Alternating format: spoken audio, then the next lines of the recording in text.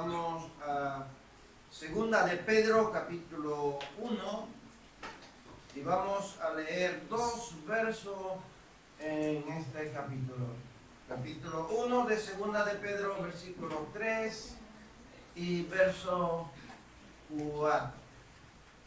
Dice: como todas las cosas que pertenecen a la vida y a la piedad nos han sido dadas por su divino poder, mediante el conocimiento de aquel que nos llamó por su gloria y excelencia, por medio de las cuales nos ha dado preciosas y grandísimas promesas, para que por ellas llegaseis a ser participantes de la naturaleza divina, habiendo huido de la corrupción que hay en el mundo a causa de la concupiscencia. Amén. En estos versos, cuando estuve analizándolos, créanme que son un mes llevo con este tema, no solo con este tema, sino analizando el libro entero. Es un poco, ¿verdad? Muy oscuro lo que podemos, las cosas que pertenecen a la vida y a la piedad, nos han sido dadas por su divino poder. Todo lo que hay, toda la visión, todo lo que tú decías. Hay una historia, yo no sé si es cierta o no, la he escuchado muchas veces, incluso la escuché de boca de mi padre, de un señor que era millonario, tenía varias haciendas, muchos terrenos, tenía trabajadores y tenía a un trabajador que era muy humilde y siempre estaba andando por el terreno que tenía ese señor, tenía su amor.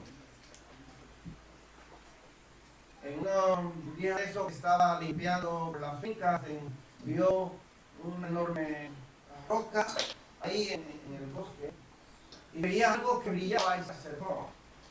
Y observó que esa roca tenía suficiente oro pegado. Y cogió, en vez de limpiarla, lo que hizo fue que le tiró unas ramas para que no llamara la atención y se fue a vender lo poquito que tenía y a coger un préstamo en el banco, con el fin de comprarle ese trozo de tierra a ese hombre que era tan rico. El hombre entró en el negocio, el hombre que era tan humilde compró el terreno y dice que construyó ahí al lado de esa roca una cosita.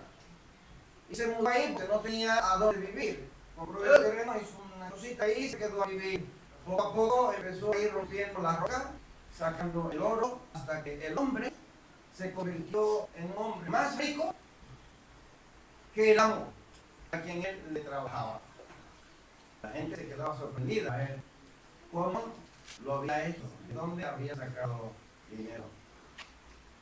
El secreto solo tenía él, ¿verdad?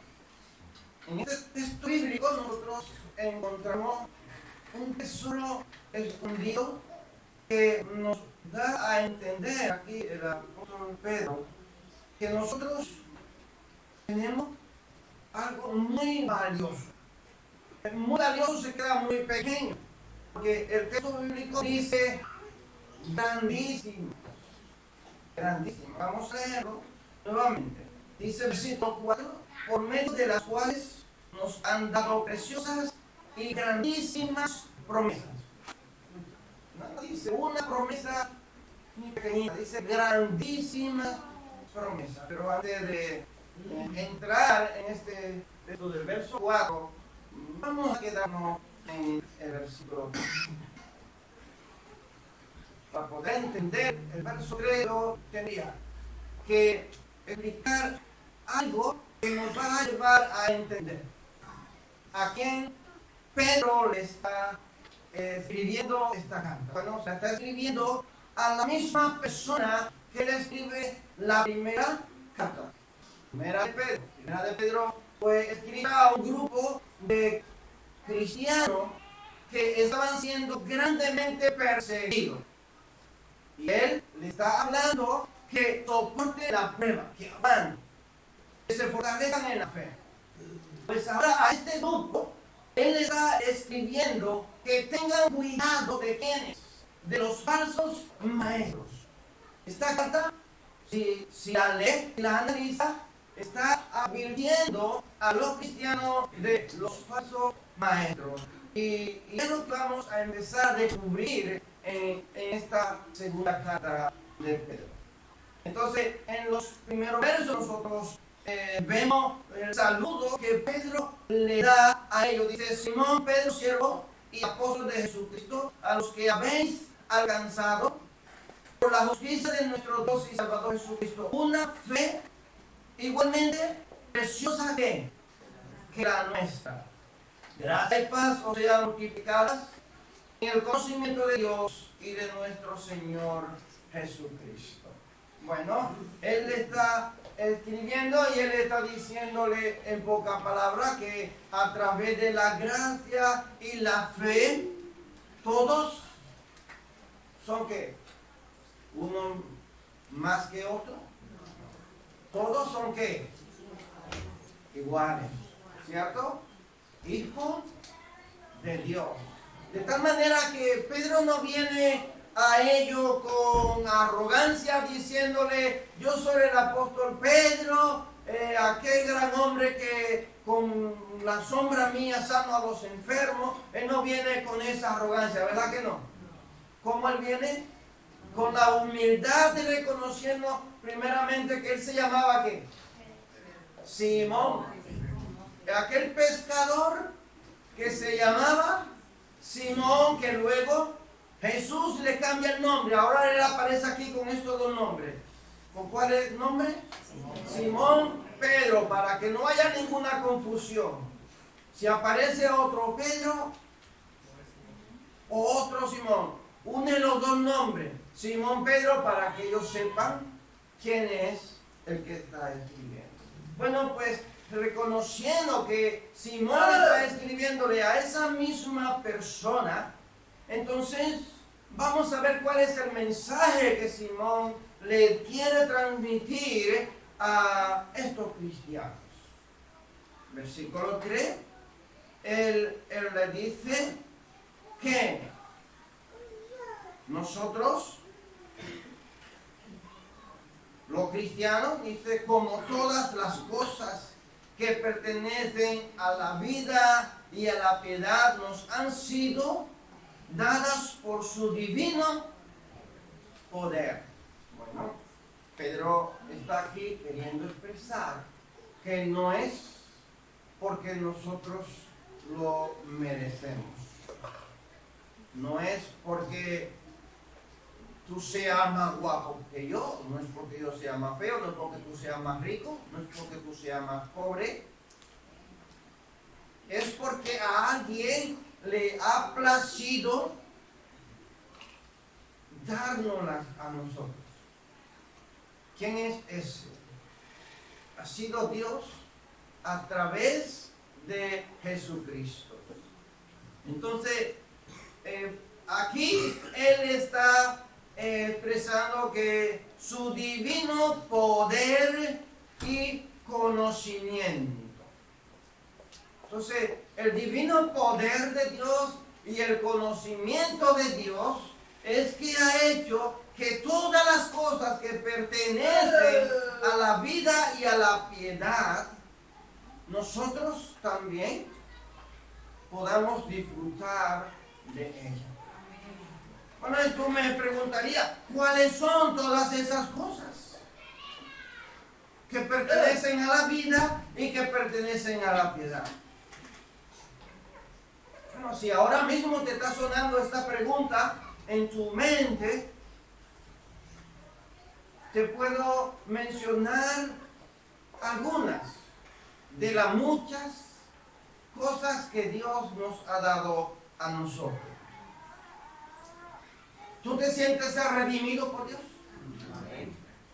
¿Sí? Bueno, pocas personas, pero gloria a Dios que algunos han sido redimidos. Bueno, ¿tú te sientes santificado por Dios? ¿Tú te sientes justificado por Dios? ¿Tú te sientes amado por Dios? ¿Tú te sientes perdonado por Dios? ¿Tú te sientes ser hijo de Dios a través de Jesús? Y así yo podría preguntarte muchas cosas que vienen de parte del poder. ¿Y qué más? Y de la piedad de Dios. Dios ha tenido misericordia de cada uno de nosotros. Y no lo hemos logrado por nuestros esfuerzos. No. Sino por el poder de Dios que lo ha puesto en nosotros, en nuestro corazón. Entonces, el conocimiento de aquel que nos llamó, escucha bien, ¿por qué Él nos llamó? Por su gloria y excelencia. Su gloria y excelencia. Bueno, ¿qué es la gloria de Dios? ¿Qué es la gloria? ¿Alguna vez tú le has pedido a Dios que se glorifique en ti? ¿Le has pedido que se glorifique en ti? ¿Tú sabes lo que le está pidiéndole a Dios? Cuando nosotros decimos glorifícate en nuestra vida. Tremendo. ¿Sabe lo que es la gloria de Dios? La gloria de Dios es lo que Él es en esencia.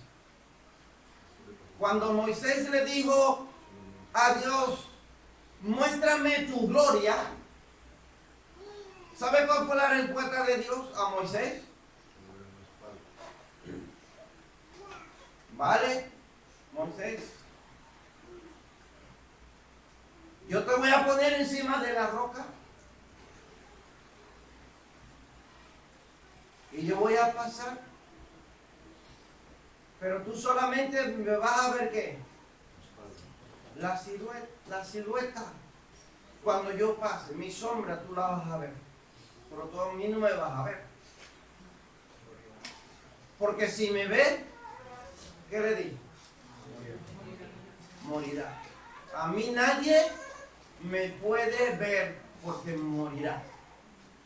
La gloria de Dios es lo que es Dios en esencia. Cuando nosotros le pedimos a Dios, glorifícate en mí, queremos diciéndole a Dios, entra en mí.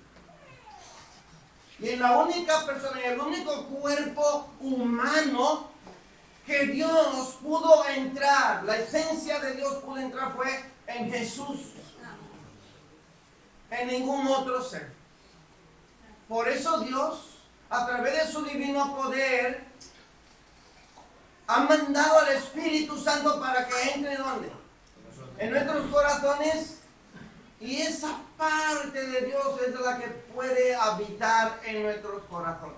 El Espíritu Santo de Dios. Entonces ahora nosotros podemos decirle al Señor, lléname de tu poder. ¿Por qué? Porque el Espíritu Santo de Dios mora en nuestro corazón. Y nosotros tenemos que hacerlo vivir, ¿verdad? Tenemos que hacerlo crecer, tenemos que hacernos llenar de ese divino poder de Dios a través del Espíritu Santo. Bueno, entonces el conocimiento de Dios y su gloria y su excelencia ha hecho que nosotros podemos disfrutar de ser perdonado, de ser redimido, de ser santificado, de ser justificado, de ser hecho hijo de Dios. Entonces, para que entendamos lo que es la justicia de Dios o lo que es la piedad de Dios. ¿Sabe lo que es una persona piadosa? Una persona persona piadosa es la que se apiade de los demás, que tiene misericordia, que te da como esa tristeza, o más bien te hace sentir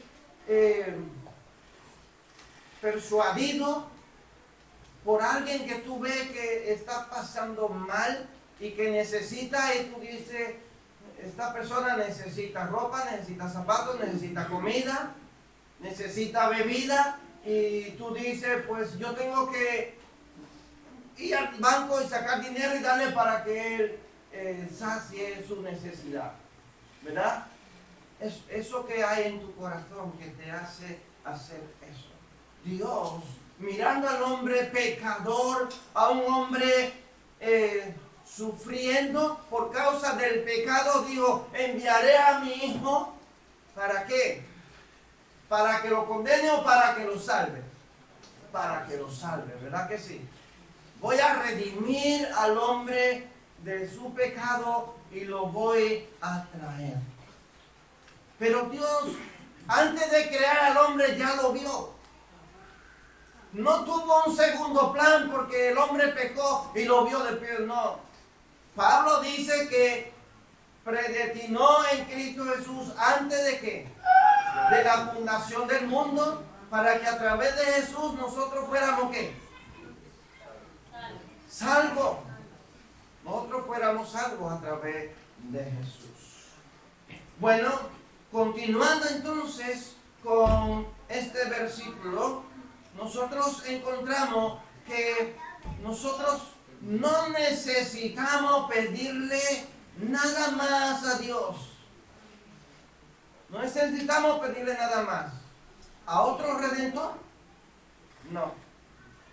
¿Qué otra cosa nosotros necesitamos pedirle a Dios para nosotros ser salvos? Nada, porque ya lo hizo todo. Jesús lo cubrió todo. Con un solo sacrificio hizo perfecto y para siempre cubrir nuestros pecados. Un sumo sacerdote tenía que hacerlo por el pueblo. Ahora ya no necesitamos a nadie más. Jesús es ese sumo sacerdote que entró al lugar santísimo, está allí sentado a la diestra de Dios el Padre, intercede por nosotros, y ese sacrificio nos perdona a nosotros de todos nuestros pecados. Entonces, el versículo 4 nos da a nosotros más detalle acerca de esas grandiosas y preciosas herencias que nosotros tenemos en Cristo Jesús. Dice, por medio de las cuales nos ha dado preciosas y grandísimas ¿qué? Promesas.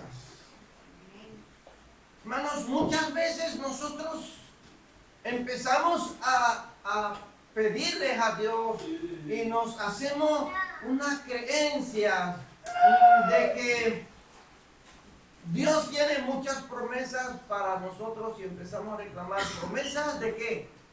Materiales. Promesas materiales. Y empezamos a declarar y a decretar promesas materiales. Yo quiero decirte que Jesús dijo que su reino no era de este mundo y que Él era de lo espiritual, y que lo espiritual pertenece ¿a dónde? A lo que está arriba en el cielo. O sea, no pertenece aquí en esta tierra. Todo lo contrario, nosotros encontramos texto bíblico que dice, en el mundo tendréis aflicción, pero confiad, yo he vencido al mundo. Tendremos aflicción, pero confiad. Entonces la promesa que nosotros encontramos en la Biblia son todas promesas de ¿qué? De salvación. Promesa de salvación. No son promesas materiales. En ningún momento tú vas a encontrar en la Biblia a Jesús o a los apóstoles diciendo que tú no te vas a enfermar. o que tú no vas a sufrir necesidades. Si alguien encuentra que me lo pueda buscar, yo no lo he encontrado. Más bien, nosotros encontramos a Pedro diciendo que debemos de ser probados. Capítulo 1 de primera de Pedro dice que tenemos que ser probados, aunque sea por un poco de tiempo. Es posible que seamos pasados por el fuego como el oro para ser purificados. ¿Cierto? Nosotros encontramos mucho texto bíblico en la Biblia, pero la promesa que nosotros encontramos aquí es una promesa de salvación. Promesa grandiosa. Promesa grandiosa, dice el verso, por medio de las cuales nos ha dado preciosas y grandísimas promesas. Bueno, ¿cuáles son esas promesas? Las que antes ya yo he mencionado. A través de Jesús, nosotros tenemos promesa de salvación.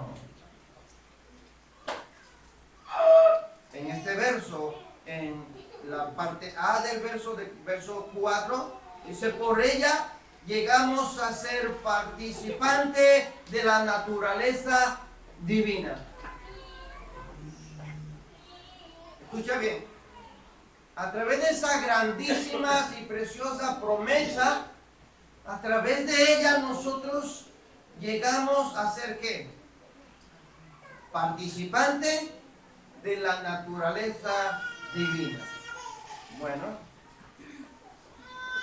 hay muchos predicadores que dicen, yo no sé si tú te sientes ser así, que dicen que todos los cristianos somos dioses junior. ¿Lo has escuchado?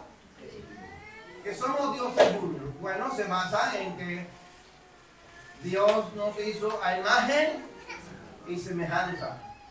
Y Satanás en el capítulo 3 de Génesis, ¿qué fue lo que le dijo a la mujer? No morirás, sino que seréis como dioses. Seréis como dioses. Bueno, y luego encontramos a Moisés y a Aarón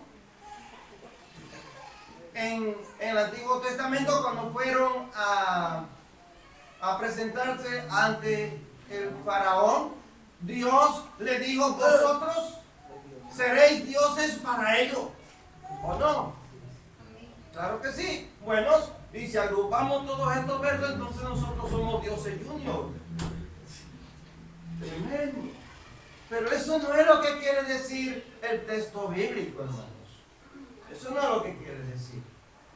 Ahora vamos a ver literalmente qué es lo que el verso quiere decir. Bueno, los creyentes, como resultado de la promesa divina, somos hijos de ¿quién? De Dios. Quiero decirte, hermanos, que no hay promesa futura. Es una promesa en el presente.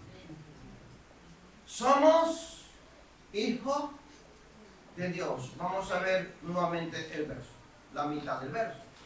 Por medio de las cuales nos ha dado preciosas y grandísimas promesas, para que por ellas llegaseis a ser participantes de la naturaleza divina. Ahora la pregunta es, ¿cuándo es que el cristiano empieza a participar de esa promesa divina? ¿Cuando te muera? ¿O en la resurrección? ¿O en la eternidad? ¿O cuando tú te conviertes, cuando tú aceptas a Cristo? ¿Cuándo tú empiezas a participar de esas promesas divinas? ¿Cuándo tú empiezas a ser entonces participante de la naturaleza divina? ¿Saben lo que es la naturaleza divina? ¿Quién es Dios? ¿Quién es Dios? Bueno, si vamos a ver, yo no te estoy preguntando cómo es Dios. sino quién es Dios, porque una cosa es cómo es. Ahora, ¿quién es Dios? ¿Me podría dar alguna definición de quién es Dios? Yo te diría, Él es el creador, ¿cierto? Ahora si yo te pregunto, ¿cómo es Dios? El amoroso. ¿Se entiende, no? ¿Vale? Entonces nosotros empezamos ¿a qué? A participar de la naturaleza divina.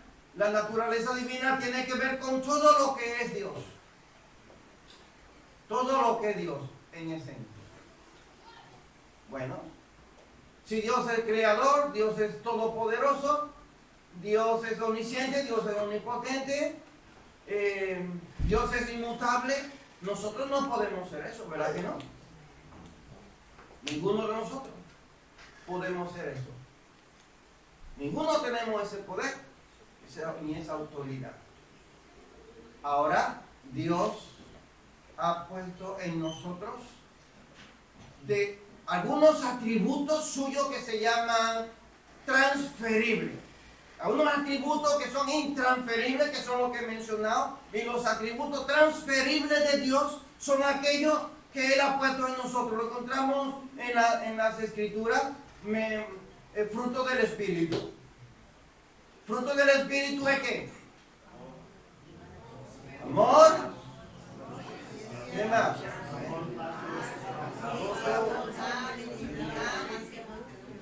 Se lo sabe.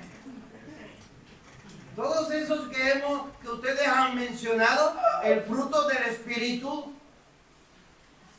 le pertenece a Dios. Vienen de Dios y Dios lo ha transferido a nosotros.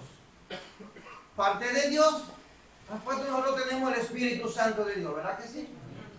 ¿Tú puedes amar? La Biblia dice que Dios es amor. Si tú puedes amar, es porque ha transferido de ese atributo en nuestro corazón. ¿Tú tienes paz? Sí. ¿Tú eres una persona de paz? ¿Tú puedes transmitirle paz a los demás? ¿Tú le puedes aconsejar a otra persona y darle de esa paz? Es porque Dios, dice la Escritura, que Dios es paz. Dios es paz. Entonces Él ha puesto paz en nuestros corazones. Él ha transferido de esos atributos a nosotros. ¿Y saben qué es lo que más me encanta de escudriñar las Escrituras? Que yo encuentro que Dios es vida, que Él es el Padre de la vida eterna. ¿Tú tienes vida? ¿Dios ha puesto vida eterna en ti o no?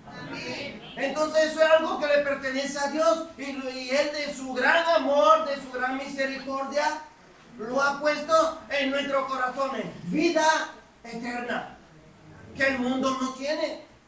Entonces, esto es lo que Pedro aquí está diciendo, grandísimas promesas Él tiene para cada uno de nosotros. Amén. Promesa para los que no han creído en Cristo Jesús y promesa para cada uno de nosotros si permanecemos en Cristo Jesús. Entonces, esto es grandísimo, hermanos. Esto es mucho más que esa roca que encontró ese hombre ahí en ese campo. Y la compra y con ella se hace rico, es mucho más grande. Hermano, mire, hay muchas cosas que tienen valor. El oro tiene valor, la plata tiene valor, hay muchas piedras preciosas, la perla tiene mucho valor. ¿Qué más? Un diamante tiene mucho valor. ¿Usted ha visto alguna vez un diamante que sea una roca? ¿Ha visto un diamante ser una roca enorme? ¿Verdad que no? Que nadie ha podido encontrarlo.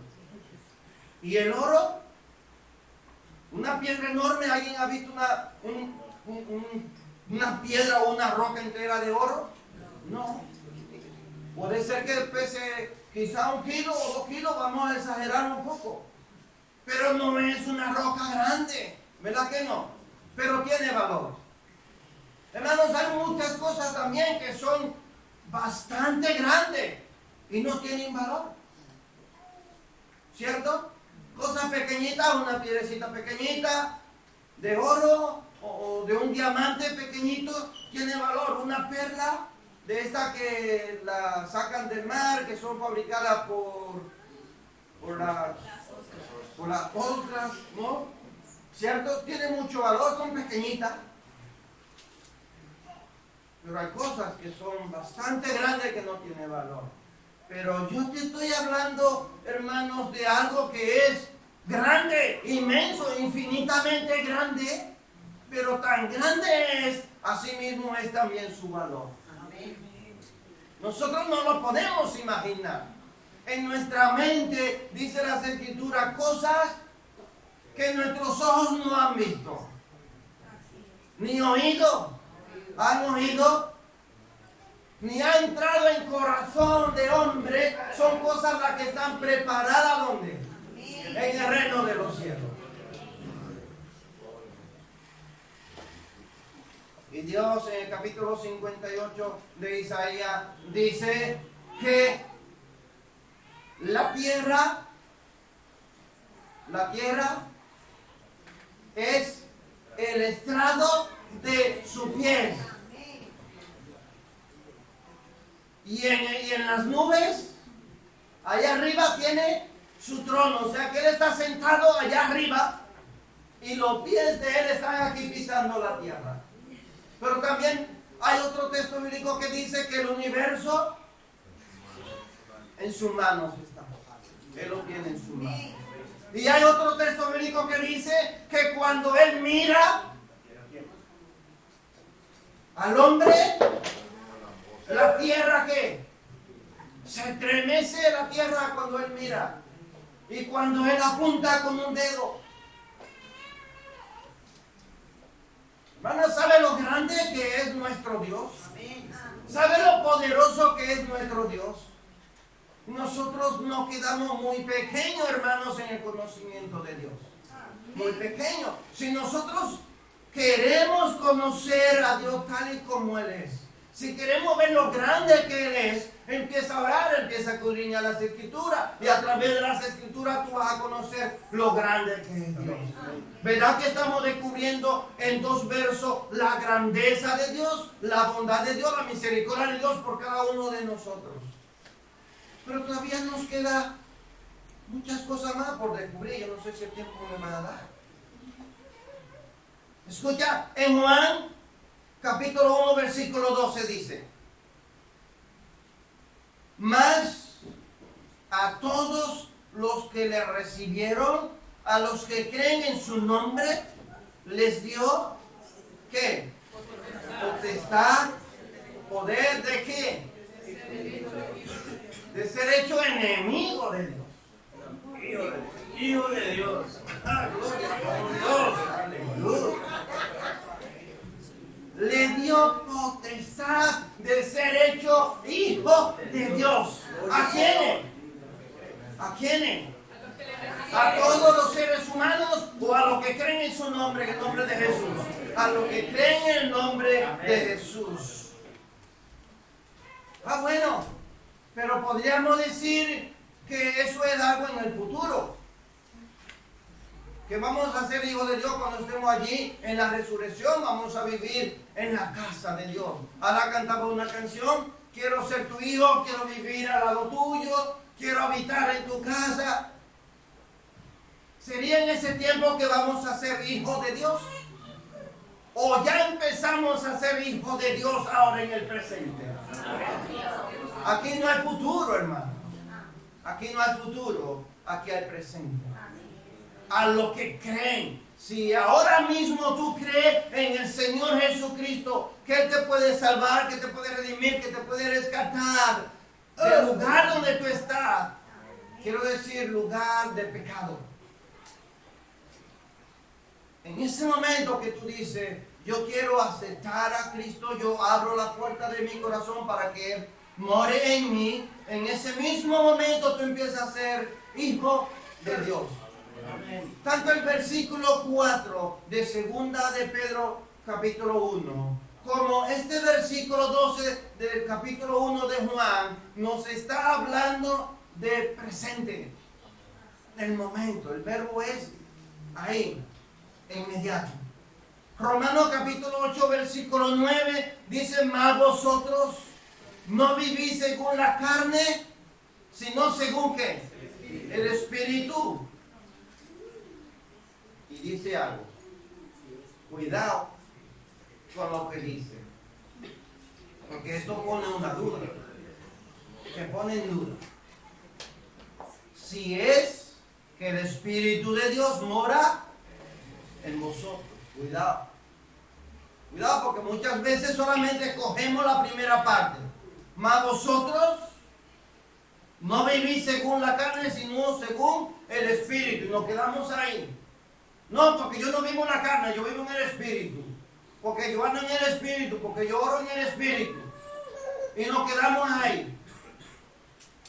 Oye, pero aquí te pone jaque mate. Si es que el Espíritu de Dios mora en vosotros, cuidado. Cuidado. Jesús le dijo a los discípulos cuando vinieron contentos, felices, aplaudiendo: Señor, hemos ido a predicar, hemos echado fuera demonios, se sujetaban a nosotros los demonios. Y Jesús le dijo: esperen, no se alegren todavía. Alégrense si vuestros nombres están inscritos, ¿dónde? En el libro de la vida. En el libro de la vida. Esto es lo que nosotros tenemos que asegurar, hermanos. Eso es lo que tenemos que asegurar. Que nuestro nombre esté inscrito en el libro de la Biblia. Y Juan, cuando libro de la vida. Parece que libro de la vida. Juan, cuando Dios le da la visión del futuro, el fin del mundo, Juan escribe y dice: y el que no se halló inscrito en el libro de la vida fue lanzado al lago de fuego. ¿Junto con quién? ¿Junto con quién? Con Satanás y todos sus seguidores. Allí, el que no se halló inscrito, o sea, en el Apocalipsis nosotros leemos y vemos que los libros fueron abiertos, capítulo 5 del Apocalipsis, ¿verdad? Fueron abiertos, se abren los rollos. Tenemos que andar con mucho cuidado. Sigue diciendo este verso, capítulo 8, ya perdóname David. Dice: y si alguno no tiene el Espíritu de Dios, es de Dios. No importa, no pasa nada. No pasa nada, decía el hermano el domingo, no pasa nada. Porque tú no tengas el Espíritu de Dios. No, ¿qué es lo que dice? No es de Él. No es de Él. Ahora yo sé que hay tantas dudas en vuestros pensamientos, en vuestros corazones. Y yo sé que ahora están ustedes ahí pensando: y entonces, ¿estará mi nombre inscrito en el libro de la vida? ¿Tendré yo el Espíritu Santo de Dios? Yo sé que están ahí inquietos. Yo les voy a darle algo concreto para que tenga paz y para que tenga seguridad. Y te lo voy a hacer a base de algunas preguntas. ¿Estás tú todavía viviendo en la carne, en el mundo, en las cosas del mundo? ¿No se diferencia lo que tú estás haciendo de lo que están en el mundo? Borrachos, drogándose, en las discotecas, teniendo relaciones fuera del matrimonio y sucesivamente tantas cosas por ahí que se añaden, como las mentiras. Pues todo el que está viviendo en ese mundo no tiene al Espíritu Santo y no es de Dios. Si quiere confirmarlo, vete a primera de Juan capítulo 3. Tienes que leértelo entero, yo no te lo voy a leer. Si quiere comprobar si tú tienes el Espíritu de Dios y si tú eres hijo de Dios, vete ahí. Vete ahí. De lo contrario, hay un chico en mi país, hay un chico, no voy a mencionar el nombre porque me veo. Sí. Vas a ver qué sé. Él cantaba una alabanza, siempre la cantaba. Es muy amigo mío además. Y la alabanza decía: no te alistes que no va. Si no te arrepientes, amigo, no te alistes que no va. No te pongas la ropa de santurrón si no eres santo. Que no va. Hermanos, la Biblia es clara, la Biblia es precisa. La Biblia no tiene error. La Biblia fue inspirada por Dios, escrita por hombres, sí, escrita por hombres. Pero como yo siempre digo, si la Biblia es escrita por mero hombre, así solamente, fue brujo. Fue brujo, ¿sabe por qué? Porque el pasado, el presente que estamos viviendo y cada día que va pasando vamos viviendo un futuro que está aquí en la Biblia y que se está cumpliendo. Y que los científicos no encuentran cómo darle una explicación lógica. Entonces, bendito brujo el que escribió la Biblia. Porque en ella podemos encontrar lo que está pasando ahora mismo, capítulo 24 de Mateo. Nación contra nación, pueblo contra pueblo, hijo contra padre, padre contra hijo. Ahora mismo, en esta misma semana, no hemos visto como un chico ha matado a la madre, ¿verdad? Y tantas noticias encontramos a diario que los padres matan a los hijos, que los hijos matan a los padres. Hay pestilencia, hambre, terremoto. Todo esto lo estamos viviendo o no lo estamos viviendo. Pues eso fue escrito, dicho por Jesús, 2000 años. 2000 años y lo estamos viviendo hoy día. Hermano, quiero concluir ya diciéndote que con la parte B del versículo 4, dice: habiendo escapado de la corrupción del mundo a causa de la concupiscencia. Escucha bien. Habiendo oído, o sea, nosotros lo logramos. Nosotros logramos ser participantes de esas promesas divinas. Ya hemos visto los pasos, ¿verdad? Que a través del poder de Dios y su misericordia somos hijos redimidos, somos lavados, somos amados, somos valorados por Él. Tenemos una herencia. Hemos visto también que su gran poder es tan inmenso que sobra, no nos hace falta más cosas, ¿verdad? Y todo lo que nosotros logramos de vivir en Cristo Jesús, lo logramos a través de huir, dice la segunda parte del verso, vamos a leerlo. La segunda parte del verso dice: habiendo huido de la corrupción que hay en el mundo a causa de la concupiscencia. Bueno, la corrupción la conocemos hasta los niños, ¿verdad? Lo que hay allá afuera, lo que se practica allá afuera en el mundo. Ahora que nosotros huimos de ese poder que nos atrae, ¿cierto?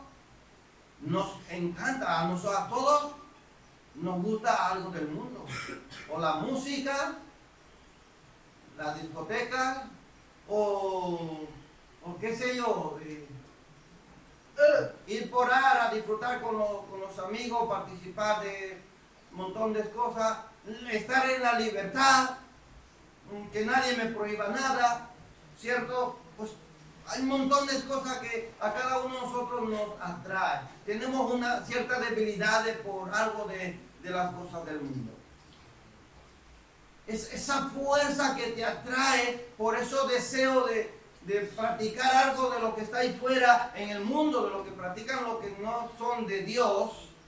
Esa fuerza se llama concupiscencia. Es un deseo tremendo que te atrapa, que te atrae. Entonces aquí Pedro dice que lo hemos logrado escapando, huyendo de esa fuerza, huyendo de esos deseos. Nosotros tenemos que hacer morir, ¿verdad? Esta carne, hacer morir los deseos pecaminosos. Entonces nosotros hemos oído cuando aceptamos al Señor Jesús. Cuando tú aceptaste a Cristo Jesús, tú huiste de esas fuerzas pecaminosas del mundo para venir a una fuerza mayor que todo lo puede, que todo lo soporta, que todo lo cree, a una fuerza mayor. Como dijo Pablo, presento un camino más excelente. ¿El camino de qué? Del amor. Dios es amor, Dios nos ama a nosotros y por eso nosotros podemos amar y por eso nosotros podemos amar a Dios. Mientras más pecado Él nos ha perdonado, cuanto más nosotros amamos a Dios. Hermano, concluyo diciéndole que el creyente escapa del poder que el mundo tiene para dominarte a través de la naturaleza pecaminosa que cada uno de nosotros tenemos, y no lo podemos lograr, no lo podemos lograr por nosotros mismos. Nosotros necesitamos una fuerza mayor, así como un pecador no puede salvar a otro pecador, así mismo es. El mundo tiene una fuerza de maldad, pero Dios tiene una fuerza de bondad, de poder, de misericordia para traernos a Él. Y gracias a la grandísima promesa de vida abundante y eterna que nosotros tenemos a través de Cristo Jesús. Y Pedro nos anima a nosotros a permanecer para que cuando venga Cristo nos dé lo que nosotros merecemos, lo que hemos logrado alcanzar a través de Él. Dios nos ha provisto a nosotros de todo lo que necesitamos para nosotros poder vivir por medio de su divino poder. Y dice Pedro que estos dones y este poder vienen mediante el conocimiento de Dios, siendo esto suficiente y completo. Hemos sido llamados por su gracia y excelencia para que participemos ¿de qué? De la promesa y de la naturaleza divina de nuestro Señor y Salvador Jesucristo. Que Dios te bendiga, que Dios te guarde en esta preciosa mañana, que sea para Dios toda honra y toda gloria. Y ojalá que nosotros podamos permanecer firmes sin desmayar en esa grandiosa promesa que Dios tiene para cada uno de nosotros.